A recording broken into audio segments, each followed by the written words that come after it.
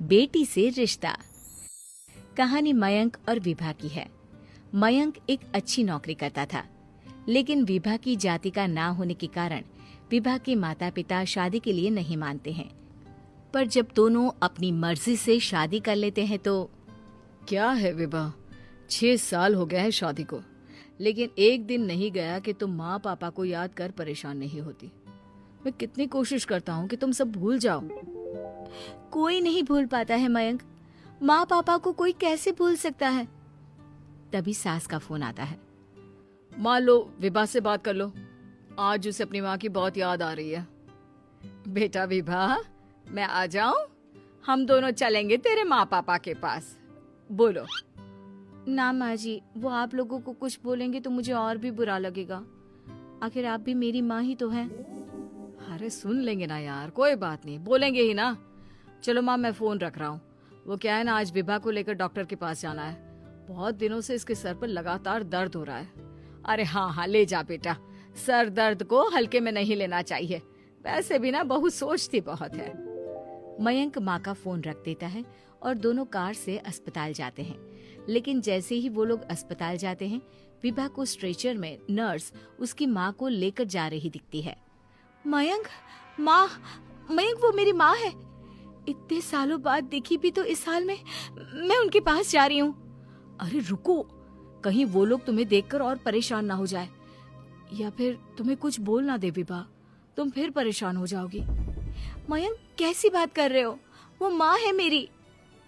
विभा पास खड़े अपने चाचा चाची से बात करने की कोशिश करती है, लेकिन वाह, तेरे जैसी बेटी जिसकी हो वो तो मर ही जाए तो अच्छा है। वैसे पार्क में पैर फिसला है तेरी माँ का, रीढ़ की हड्डी टूटी है। रिद्धि को चाची की बात का बिल्कुल बुरा नहीं लगता। शायद वो सुन ही नहीं रही थी कि चाची क्या कह रही थी। वो सीधे माँ के कमरे में जाती है। कौन है आप? ये मेरी माँ है, मेरा नाम रिद्धि। रिद्धि नाम है ना आपका? दर्द में भी ये आपका ही नाम ले रही थी। हाँ, ये सुनते ही रिद्धि का कलेजा मुंह में आ जाता है। ये वही माँ है जिसने कड़े शब्दों में ये कह दिया था कि अब तेरा मेरा रिश्ता खत्म।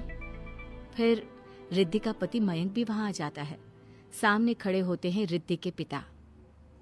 पापा, क्या हुआ माँ को? वो पार्क में गिर पड़ी, रीढ़ की हड्डी में चोट आई है।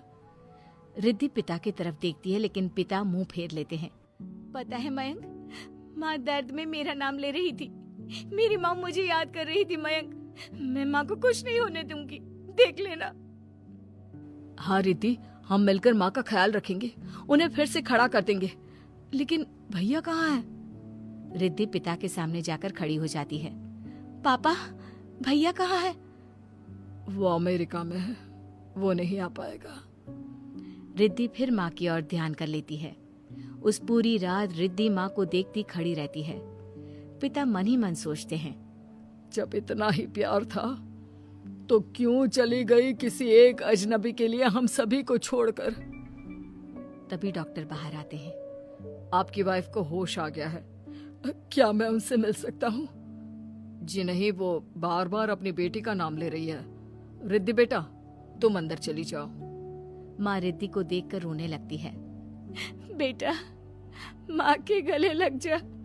मैंने तो सोचा था तेरा चेहरा देखे बिना ही मर जाऊंगी। ऐसे कैसे? भला मैं अपनी माँ को कुछ कैसे होने दे सकती हूँ?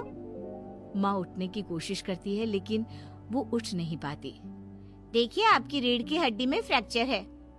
मुझे प्यास लगी है, पानी पीना है। रुको माँ, मैं हूँ ना, मैं पिलाती हूँ पानी अपनी माँ को। कोई और नहीं आया? तेरे चाची चाचा आए थे माँ, पर शायद मुझे देखकर चले गए। जाने दे, इस वक्त भी पुरानी रंजिश देख रहे हैं। और रंजिश भी कैसी? माँ अपनी बेटी से नाराज ही तो थी। रिद्धि अब पूरे समय माँ के साथ रहती है। उनके हर काम को करने में उनका सहारा बनती है। फिर एक रोज, आज आपको चलने की कोशिश करनी थी, लेकिन हमारे फिजियो के डॉक्टर नहीं आए जो आपको पकड़कर चलाते, तो फिर आज। डॉक्टर साहब, मैं हूं ना, मैं माँ को चलने में मदद करूंगी। रिद्धि माँ को चलाती फिराती, उनके खाने पीने का ख्याल